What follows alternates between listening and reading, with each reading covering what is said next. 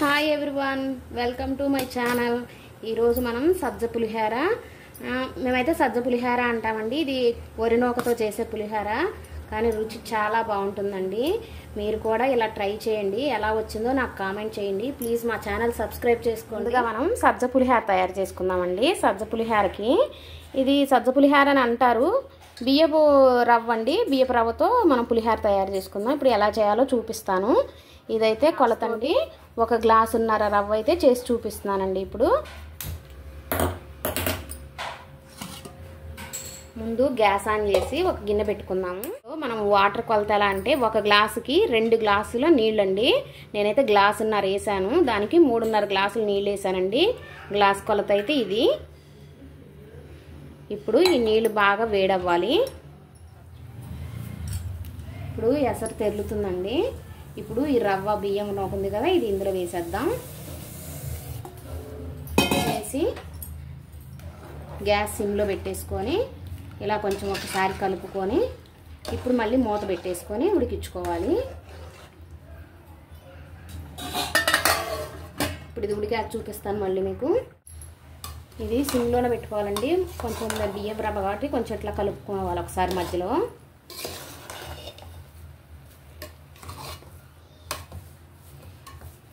ఇది బాగా మనకి రైస్ లాగా అలా పొడి పొడిలాడుతూ వచ్చేలాగా మళ్ళీ మూత పెట్టేసి మగ్గించుకోవాలి. మీరు టైం ఉంటే చింతపండు ముందే నానబెట్టుకొని ఆ రసం తీసుకోవచ్చు. నేను అప్పటికప్పుడు అనుకొని చేస్తున్నాను. ఇదిగోండి, ఇది 50 గ్రాముల చింతపండు అండి. కొంచెం వేడి నీళ్ళల్లో వేసేసుకుందాం. నాకైతే ఇది రవ్వ బాగా ఉడికిపోయిందండి. ఇప్పుడు ఆఫ్ చేసేస్తున్నాను. ఈ చింతపండు కూడా కొంచెం ఉడికిందండి. ఇప్పుడు గ్యాస్ ఆఫ్ చేసేసుకున్నాం. మనకి ఇప్పుడు ఈ రవ్వ ఉడికిపోయింది కదా, దీన్ని ఇలా కొంచెం వెడల్పాటి ప్లేట్లో తీసుకొని మొత్తం ఇలా వెడల్పుగా చేసుకొని పూర్తిగా ఆరిపోవాలండి ఈ రవ్వ. ఇలా కొంచెం ఆయిల్ వేసి ఉడికించుకోవడం వల్ల మనకి పొడి పొడిలాడుతా చూసారా ఎంత బాగుందో రవ్వ. మనం పండగలప్పుడు ఇలా చేసుకున్నామంటే రుచి బాగుంటుంది, పని కూడా స్పీడ్గా అయిపోతుందండి. మనం చింతపండు ఉడికించుకున్నాం కదా, ఇది చింత పులుసు తీసుకోవాలండి. ఇలా జాలి గిన్నెలో వేసేసుకొని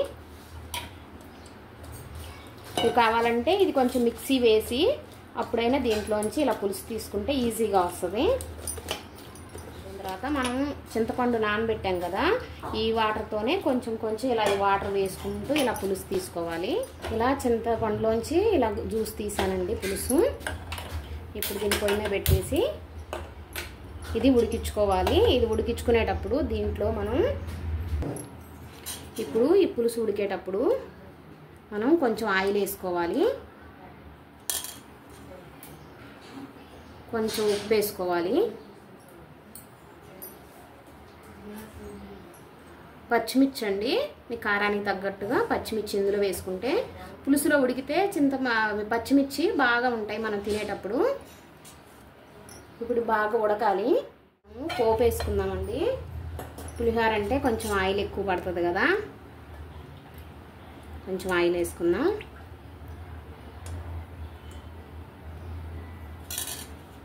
ఆయిల్ హీట్ అయిపోయిందండి. ఇప్పుడు ఎండుమిర్చి వేసుకుందాం.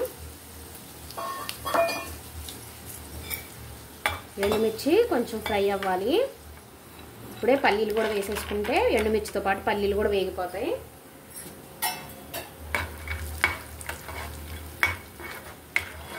పోపు ఇలా మీడియం ఫ్లేమ్లో పెట్టుకొని వేయించుకోండి. ఫుల్ పెట్టేస్తే పైన మాడిపోతాయి. మనకి ఎండుమిర్చి పల్లీలు కూడా కొంచెం ఫ్రై అయ్యాయి. ఇప్పుడు పోపు దినుసులండి. మీ టేస్ట్కి అలా ఎక్కువ కావాలంటే కొంచెం ఎక్కువ వేసుకోండి, తక్కువ కావాలంటే కొంచెం తక్కువ వేసుకోండి.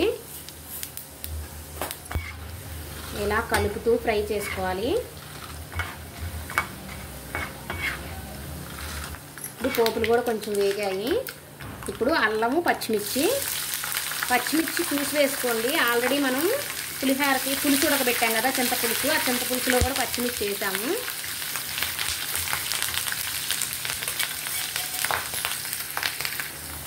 ఇప్పుడు కరివేపాకు వేసుకుందాం. ఇంగు వేసుకుందామండి. 1 పావు స్పూన్ వేసుకోండి. ఇప్పుడు పోపు బాగా వేగిపోయింది. కొంచెం ఉప్పు కూడా ఇందులోనే వేసేసుకుందాం. మీ టేస్ట్కి తగ్గట్టు వేసుకోండి.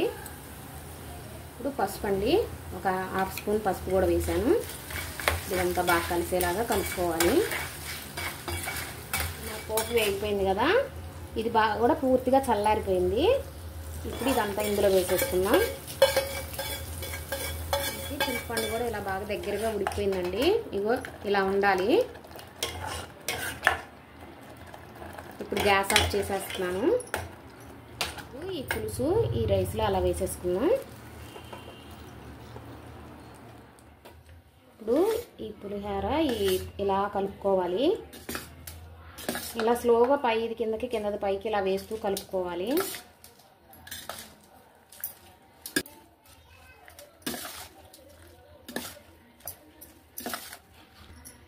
ఇలా ఎక్కడైనా ఉండలు ఉంటే ఇలా చేతితోటి ఇలా అనుకుంటూ, ఇలా మీరు గట్టిగా అనొద్దు, ఇలా వేళ్లతోటే ఇలా అనండి. అప్పుడు బాగా పులుసు పడుతుంది రైస్కి. మామూలు పులిహోర లాగే ఉంటుంది కానీ టేస్ట్ చాలా బాగుంటుందండి. ఇలా మీరు రవ్వతో చేసి ఒకసారి ట్రై చేయండి. చూసారండి పులిహోర ఎంత కలర్ఫుల్గా ఉందో, సగ్గు పులిహోర. మీరు కావాలంటే దీంట్లో జీడిపప్పులు కూడా వేసుకోండి, వేయించుకొని.